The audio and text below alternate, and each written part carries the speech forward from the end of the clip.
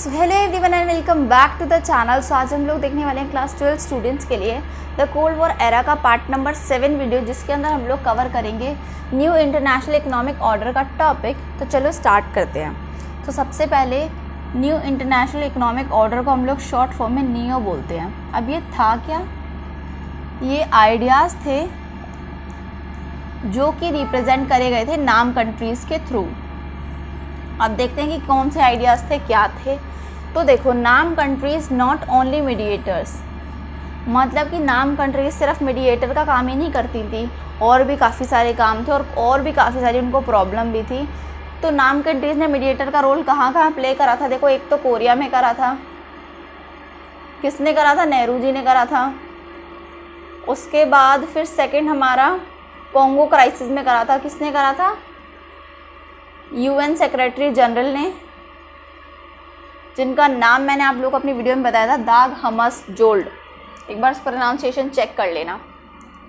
So the challenge for most नाम countries, अब सारी नाम मतलब ज़्यादा से ज़्यादा जो नाम कंट्रीज थी उनके पास चैलेंज क्या था? एलडीसीज के देवर least develop countries.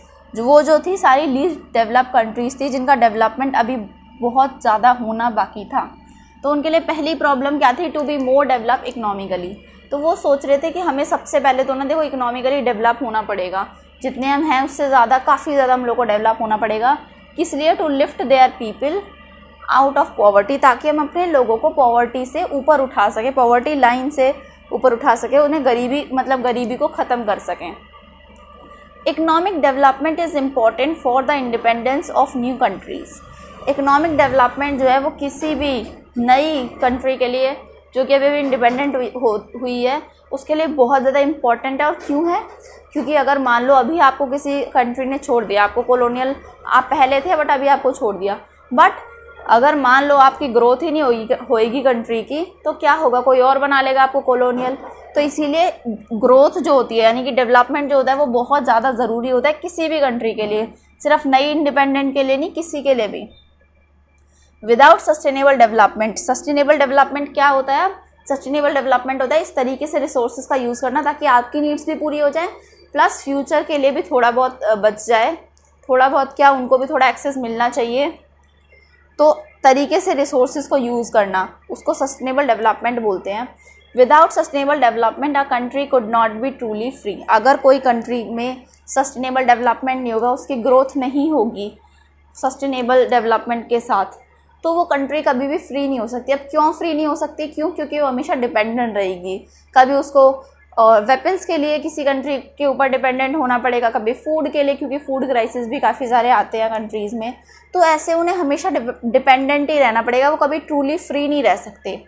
Remain dependent on richer countries including the colonial power, मतलब जिस कंट्री के थ्रू उसको कॉलोनियल बनाया गया था, उसके लिए भी वो क्या कहते हैं, उसके ऊपर भी डिपेंडेंट रहेंगे, प्लस रिचर कंट्रीज़ के ऊपर तो रहेंगे ही रहेंगे। अब जिस कंट्री ने इनको कॉलोनियल बनाया था वो रिचर ही होगी, तभी बनाया था, वरना नॉर्मल कंट्री क्यों ही बनाएगी? किसी को अपनी डेवलपमेंट पे ध्यान देंगे इन सारे कामों में। सो देखो, ये दो चैलेंजेस थे, ये थोड़ी सी एक्स्ट्रा इन्फॉर्मेशन थी, आप लोगों को पता होनी चाहिए। The idea of neo originated with this realisation. जब नाम कंट्रीज ने इस चीज़ को रियलाइज़ करा, तब उन्हें लगा कि अब हमें नियो का आइडिया जो है उसे ओरिजिनेट करने की ज़रूरत है। इसीलिए the idea of neo originated with this realisation, जब उन्होंने इन सब चीज़ों को रियलाइज़ करा। ठीक है। सो द देखो इसकी फुल फॉर्म है United Nation conference on trade and development. So जो ये था, ये मीटिंग टाइप हुई थी यूएन की, जिसमें एक रिपोर्ट आई थी 1972 की, जिसका टाइटल था towards a new trade policy for development, की एक नई ट्रेड पॉलिसी आई है डेवलपमेंट के लिए, मतलब जा रहे हैं हम लोग उसकी ओर। अब रिपोर्ट में कौन से रिफॉर्म्स थे? The reforms of global trading system, मतलब कि पूरे वर्ल्ड में जो भी ट्रेडिंग सिस्टम था, अब उसको रिफॉर्म की ज़रूरत थी। तो इसीलिए इन्होंने ये रिपोर्ट प्रेजेंट करी थी। अब इसमें क्या 4 बातों पे फोकस करा गया था, बहुत इंपॉर्टेंट है, ध्यान से सुनना। पहला है हमारा, give LDCs control over natural resources exploited by western and developed countries. मतलब कि जितनी भी कंट्रीज़ हैं, एलडीसीज कंट्रीज़ हैं, उनको अब उनके नेचुरल रिसोर्सेज पे थोड़ा सा एक्सेस दो, उनको कंट्रोल दो, तुम उनको एक्सप्लॉइट मत करो।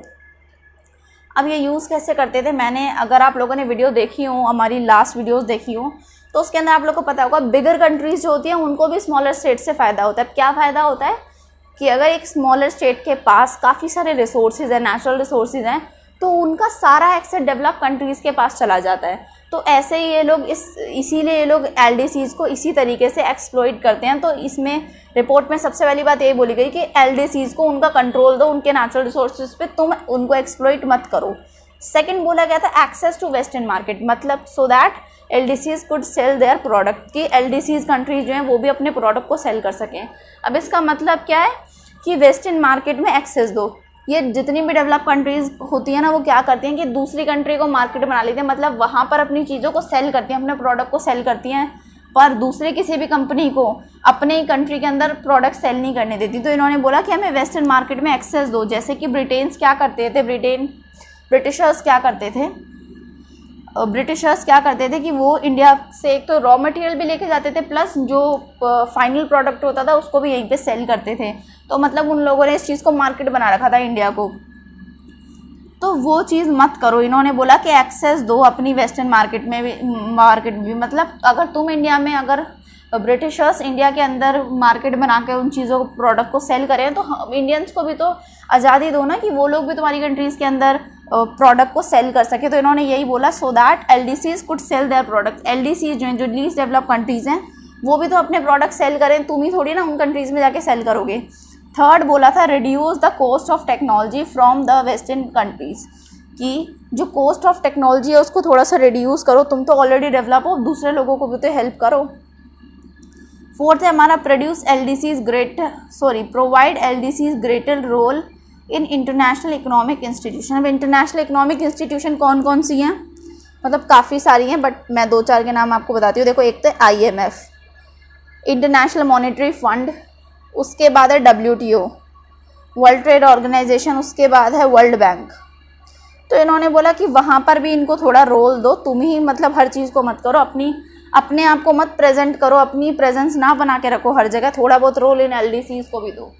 तो अब जब ये सारी बातें होती हैं, नियो आता है, उसके बाद क्या होता है कि जो नाम का नेचर होता है ना, वो चेंज हो जाता है। अब नेचर, पहले कौन सा नेचर था कि उनका ये नेचर था कि वो अलायंस सिस्टम को फॉलो नहीं करेंगे और खुद अपना वे बनाएंगे और किसी भी अलायंस को ज्वाइन नहीं करेंगे। बट अभी उनका क्या था, greater importance to economic issues. अब वो लोग इकोनॉमिक इशूज़ को काफ़ी ज़्यादा इंपॉर्टेंस दे रहे थे। 1961 के अंदर बेलग्रेड में क्या हुआ था, फर्स्ट समिट हुई थी नाम की, वहाँ पर इकोनॉमिक इश्यूज़ का कोई इंपॉर्टेंस नहीं था, कोई बात नहीं करी गई थी इससे रिलेटेड। बट मिड 1970s तक ये मोस्ट इम्पॉर्टेंट इशू था नाम की समिट के अंदर।